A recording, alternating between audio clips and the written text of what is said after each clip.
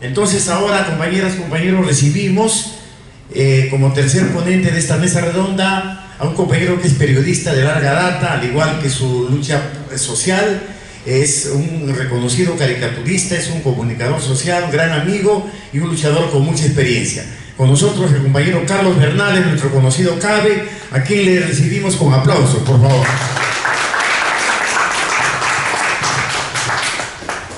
Buenas noches, compañeras, compañeros. Prefiero pararme porque sentado hace mucho frío. Hoy es una fecha para celebrar. El 25 de octubre, que corresponde al 7 de noviembre, en el nuevo calendario, se produjo la Revolución Rusa en 1917. Pero esta revolución es la culminación de una serie de procesos que comienza, como lo ha dicho la compañera, el 8 de marzo, cuando las mujeres rusas, cansadas de ver que sus hijos, sus padres, sus esposos, sus familiares salían en la guerra y no regresaban, y lo único que regresaba era hambre, miseria, una explotación inmisericordia, imposible de acabar, dijeron basta, salieron a las calles, y en las calles hicieron una multitud como esa que ahora vemos en Chile, llenando las plazas, los lugares y todo sitio cuanto pudiera para hacer sentir su voz. Y esas mujeres fueron las primeras en decir: abajo el zar, abajo, porque era lo único que se podía concebir en ese momento como la solución para los problemas de los rusos. Y no era solamente abajo, los bolcheviques tuvieron la inteligencia de transformar ese abajo en un abajo no solamente de la monarquía, el zarismo, sino abajo el sistema feudal que habían impuesto los zaristas desde tiempos inmemoriales, y el sistema capitalista de corta data, pero que había producido una concentración de capitales y una concentración de la clase obrera que sobrepasó los 11 millones de trabajadores, un real ejército, una real fuerza que hizo posible la revolución. Y la revolución cumplió su cometido a partir del 25 de octubre de 1917. En esa fecha triunfó la emancipación del trabajo, el fin de la propiedad privada de los medios de producción, la constatación de que hombres y mujeres trabajadores de manos encallecidas podían hacerse del poder y administrarlo en nombre de toda la sociedad para beneficio de las mayorías, y que los seres humanos podemos gobernarnos mejor que cualquier gobierno burgués de esas democracias representativas que solamente los representan a ellos, porque al resto del pueblo se nos ningunea. Explicando los logros sociales de la Revolución de Octubre, Trotsky en 1932, ante un auditorio de la Universidad de Copenhague, señaló lo siguiente: poco después de la insurrección, uno de los generales zaristas, Zalesky, se escandalizaba de que un portero o un guardia se convirtiera de pronto en un presidente de tribunal, un enfermero en director de hospital, un barbero en dignatario, un alférez en comandante supremo, un jornalero en alcalde, un obrero calificado en director de empresa. ¿Quién lo hubiera creído?, decía el general. ¿Quién lo hubiera creído? Y ya se puede creer. No se podía, por otra parte, dejar de creer, continúa Trotsky. Mientras los sargentos batían a los generales, el maestro, antiguo jornalero, derribaba la resistencia de la vieja burocracia. El conductor ponía orden en los transportes. El obrero calificado como director restablecía la industria. El que seres humanos a los que la dictadura burguesa había apartado de la ciencia, las artes, la cultura en general, hayan podido alcanzar el poder, significó el fin del poder de los cuellos blancos burgueses, mafiosos y corruptos, como los que siempre existió. No es que ahora los hayamos inventado o descubierto, siempre los burgueses han sido corruptos y mafiosos, explotadores y criminales. Siempre tuvieron las manos manchadas de sangre. Sin embargo, eso no significa que se dejara de lado el inmenso aporte de las ciencias, las artes y la cultura. Lenin solía repetir que sin teoría revolucionaria no habrá acción revolucionaria. Y en efecto, la Revolución Rusa de octubre de 1917 no hubiera sido posible sin las teorías de Marx que marcaron la ruta de esa revolución y que fueron estudiadas con apasionada dedicación por brillantes seres humanos que lideraron al partido bolchevique. Lenin, desde su comando, ante todo, educaba a las masas a pensar antes de actuar. ¿Y qué enseñanzas nos dejó la Revolución de octubre de 1917 que mantienen su vigencia para poner en práctica en la lucha de clases actual? Porque hoy, compañeros, compañeras, no venimos solo a cantar o a hacer lírica de la Revolución Socialista Rusa. Es hora de ponernos firmes frente a los capitalistas, a ponernos y levantarnos como en Chile, como en Ecuador, como en Bolivia, como en Brasil, como en Argentina.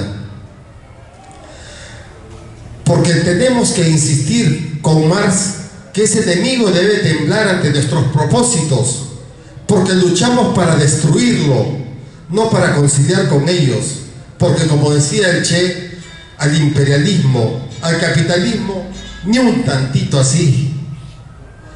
La primera lección es que en el mundo capitalista, globalizado, imperialista, el capitalismo es un enemigo irreconciliable. No hay manera de reformarlo, de darle rostro humano como pretenden hacernos creer algunos, de mendigarle que nos permita reformar poco a poco su sistema para que los pueblos mejoren sus condiciones de vida paulatinamente. Y si en algún momento los capitalistas ceden entre los trabajadores, como hoy en Chile, no es porque de pronto se hayan vuelto buenas gentes y acepten hacer concesiones a las demandas de las y los trabajadores. Si ceden, es simplemente porque sienten las botas de los trabajadores pisándole la nuca, como en Chile, donde Piñera acaba de aceptar un plan de reformas para tratar de contentar al pueblo, pero el pueblo ya dijo que no. La siguiente lección de la Revolución Rusa es que el capitalismo imperialista no puede ser derrotado sin una política internacionalista. Esta condición está en los genes del marxismo. Mucha gente piensa que Marx solo era un ratón de biblioteca y se equivocan. Él fue ante todo un militante proletario. Experimentó en su propia existencia y en la de su familia el hambre, la pobreza, las vicisitudes económicas por las que atraviesa un trabajador pobre.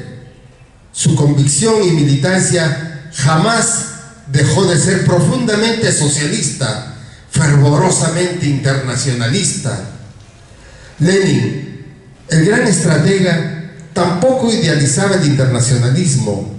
En su agonía, cuando libraba su última batalla contra la burocracia y los burócratas que formaban el Estado proletario, que terminaron degenerándolo, explicaba que la revolución internacional podría impedir que la burocracia usurpara el poder en la Unión Soviética. Por eso la burocracia stalinista, en cuanto Lenin murió, gestó esa monstruosa idea reaccionaria del socialismo en un solo país y la humillante política para los trabajadores de los países atrasados, la revolución por etapas, impidiendo a los trabajadores la lucha por el poder popular. El internacionalismo, compañeros, no tiene nada que ver con el romanticismo o la idealización de la fraternidad, la hermandad de los trabajadores. Este se funda en la base material del capitalismo, que ha integrado las economías mundiales en relaciones de dependencias mutuas. El capitalismo imperialista es una cadena de relaciones de interdependencias económicas, y Lenin lo destaca al señalar que la Revolución Rusa rompió la cadena imperialista por el eslabón más débil. En países de economía atrasada, la revolución socialista deberá resolver, como decía Mariátegui, no solo los problemas derivados de los diferentes modos de producción existentes en esos países, sino que también deberá resolver aquellos problemas que la lucha de clases en su avance ha hecho destacar, como el feminismo, el ecologismo, la libertad de género, etc. A esa combinación de tareas es que se dirige la revolución socialista en países como el Perú, tal como lo expuso en sus tesis de abril Lenin, coincidiendo con los pronósticos de Trotsky, luego de la revolución de 1905, a la que llamó revolución permanente. La revolución permanente está germinalmente expuesta en el Manifiesto Comunista de 1848 y será bautizada, este nombre revolución permanente es de Marx, en una circular de la Liga Comunista de marzo de 1850, donde reafirma que el proletariado en el poder, pero en este caso de Alemania, debía tener como meta, dice Marx, constituir un gobierno de trabajadores revolucionarios, sea la forma de comités locales ejecutivos y de comités de trabajadores, de manera que los gobiernos democráticos burgueses no solamente pierdan todo apoyo entre los obreros, sino que desde el principio estén bajo el control y la amenaza de las autoridades detrás de las cuales está la masa entera de la clase obrera.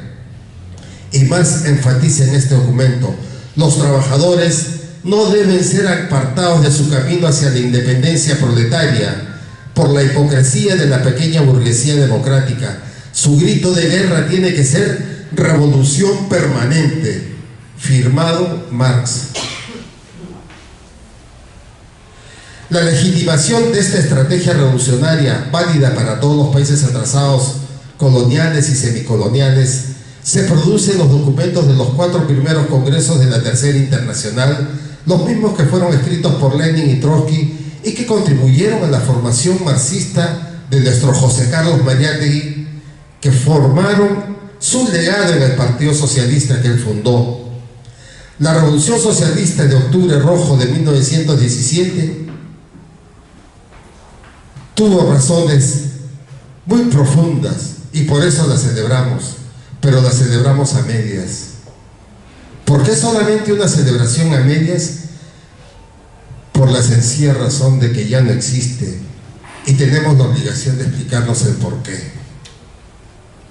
No podremos salir adelante si no nos explicamos el porqué del fracaso de esta revolución para poder seguir adelante.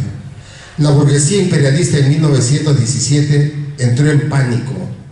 No podía permitir que los trabajadores tomaran el poder como en la Comuna de París de 1871, que ellos ahogaron en sangre de miles de hombres y mujeres del proletariado francés.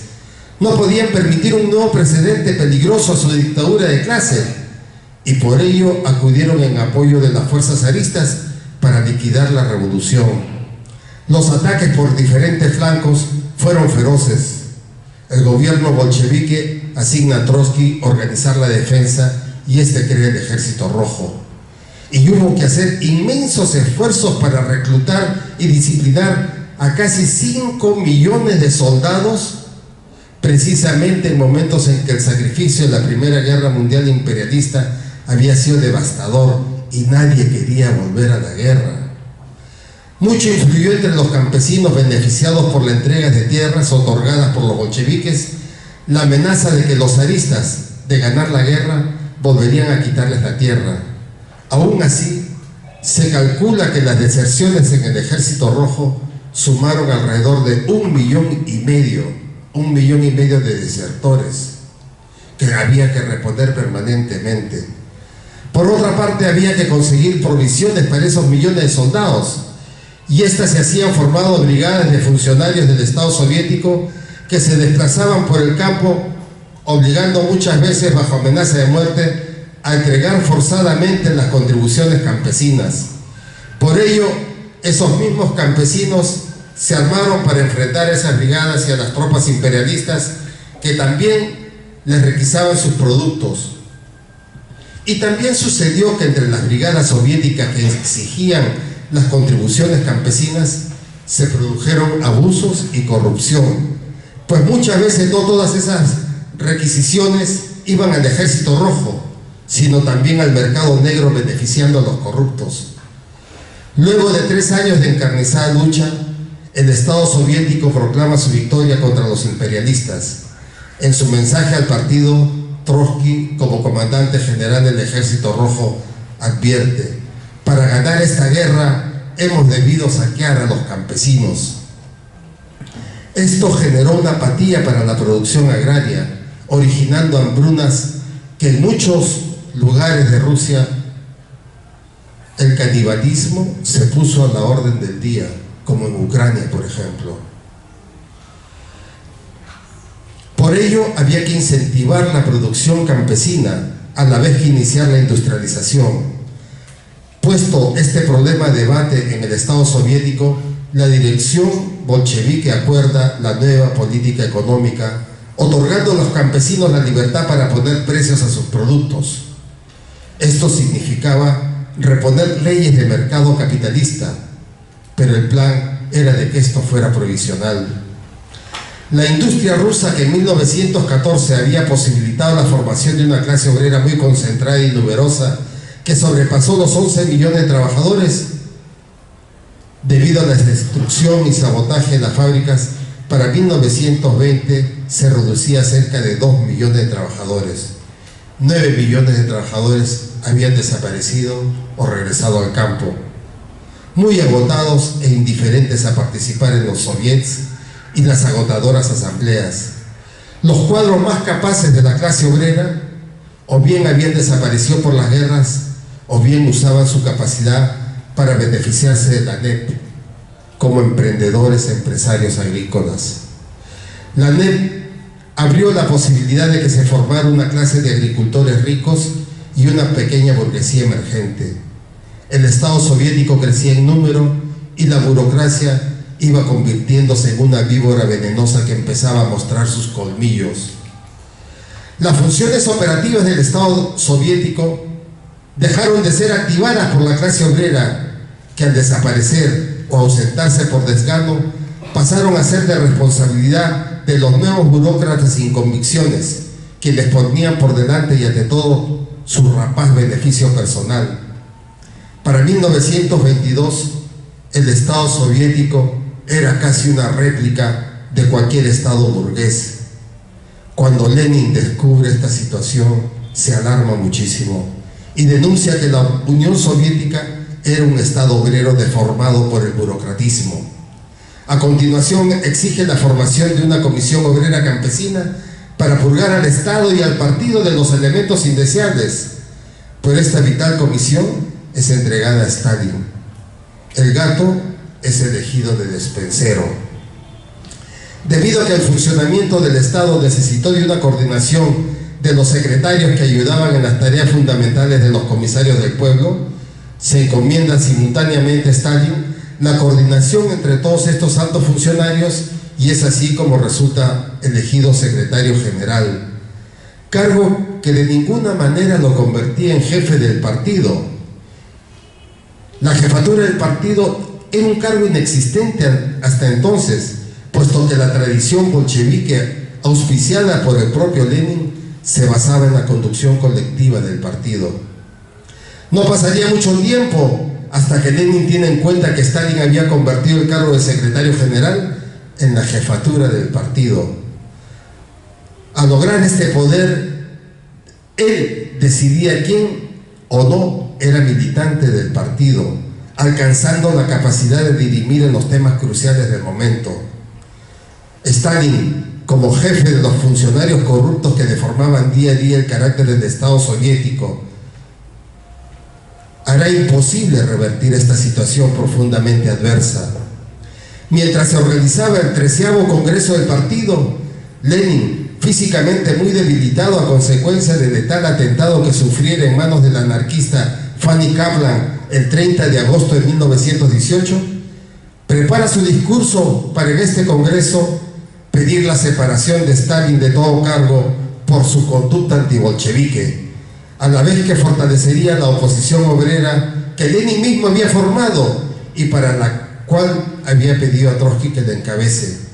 Pero Lenin fallece, la purga al interior del partido se detiene y en vez de proseguirla, Stalin incorpora 1 millón de nuevos militantes, muchos de los cuales eran oportunistas y arribistas o recientemente expulsados, a los cuales califica de promoción Lenin. Con esta masa ganada a una lealtad burocrática y para hacer frente a los auténticos bolcheviques e históricamente héroes de la revolución de 1917, la corrupta burocracia logra el poder y Stalin se monta a la cresta de esa corrupción. Lenin es momificado, su legado es aplastado, su inequívoca opción por la revolución socialista mundial y el internacionalismo para derrotar a la burocracia es torcido hacia una reaccionaria tesis que, repito, el socialismo en un solo país y la revolución por etapas. Con estos dos instrumentos absolutamente retrógrados, la burocracia consolida su poder y para reprimir a los viejos bolcheviques se inventa la palabra trotskismo, que era la acusación que servía de excusa primero para la cárcel y el destierro y luego para la pena de muerte. Mientras la burocracia crecía de 1.450.000 funcionarios en 1928 a 7,5 millones en 1939 y los funcionarios de cuello blanco pasaban de 4 a 14 millones, la represión también se agiganta. Para comenzar, 30.000 cuadros del Ejército Rojo de un total de 178.000 fueron arrestados ante el temor de un supuesto golpe de Estado que pudiera colocar en el poder a Trotsky, quien aún conservaba prestigio en el ejército que él había fundado. La contrarrevolución burocrática empieza a asestar duros golpes a lo que una vez fuera la victoriosa revolución proletaria. Esta política reaccionaria no podía ser llevada libremente, sin generar resistencia entre las fuerzas más leales al bolchevismo histórico, de modo que la respuesta de Stalin fue el exterminio de los viejos bolcheviques. Así aparecen las crueles persecuciones y desapariciones que liquidan al 80% del Comité Central, al 80% del Comité Ejecutivo y al 97% de los cuadros militantes bolcheviques.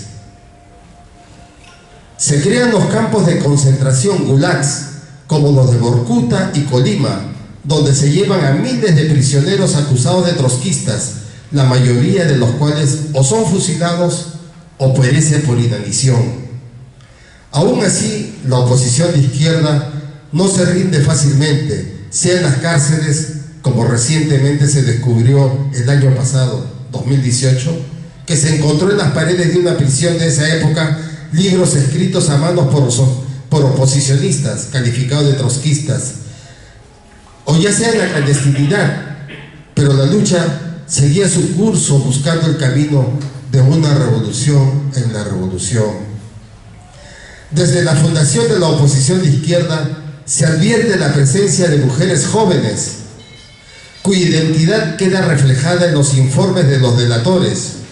Ellas asumían las tareas más peligrosas, como por ejemplo de agentes de contacto con los deportados.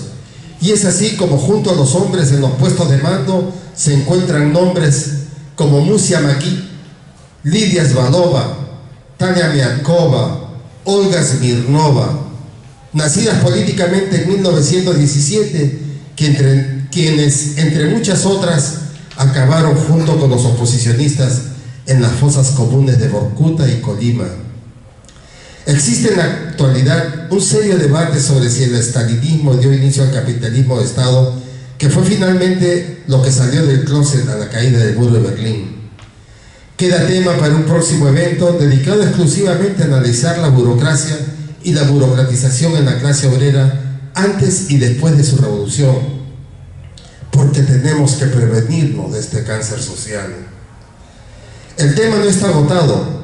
Podemos y debemos ser optimistas del futuro, como nos lo planteó siempre el Amauta Mariátegui, que a pesar de tanta adversidad que tuvo en su vida, tanto política como física, tuvo tiempo para decir: pesimismo de la realidad, optimismo del ideal. Aunque ya es de perogrullo afirmar que cuanto más oscura es la noche, es más próximo el día, seamos optimistas, porque lo que nos enseña esta historia no se resume a la caída de la Unión Soviética en 1989. Lo que allí se derrumba no es el socialismo como lo entendieron Marx, Engels, Lenin, Rosa Luxemburgo y con ellos Trotsky. No, lo que ahí cae es un régimen opresivo, criminal, de una burocracia que usurpó el poder a los trabajadores en 1927. Para optimizarnos, los peruanos debemos recordar una experiencia que mantiene la llama del optimismo. En 1822 hubo la idea de convertir al general San Martín en rey del Perú, porque Napoleón Bonaparte aplastó la república y repuso la monarquía. Nuestros monárquicos aprovecharon la ocasión para motejar a los republicanos de utópicos, y en ese momento José Faustino Sánchez Carrión arremete editando el periódico La Abeja Republicana, que en su primer número aparece con un epígrafe cuyo autor señala haber estado en el mundo de la utopía descubriendo que esta es más cierta que la realidad. Gracias a ese impulso, a esa decisión y a la lucha de Sánchez Carrión es que hoy tenemos una república. Si no, tendríamos a lo mejor una monarquía. El socialismo, camaradas, podría estar a la vuelta de la esquina si es que asumimos la decisión de ir a buscarlo, pues este, como el amor, no vendrá a nosotros por sí solo. La revolución, como el amor, camaradas, no tiene fecha ni horario en el calendario. ¡Viva la Revolución Socialista de octubre de 1917! ¡Viva! ¡Vivan todos los camaradas que han dado su vida por la Revolución Socialista en el mundo! ¡Viva! ¡Viva la unidad para la victoria final! ¡Viva! Muchas gracias.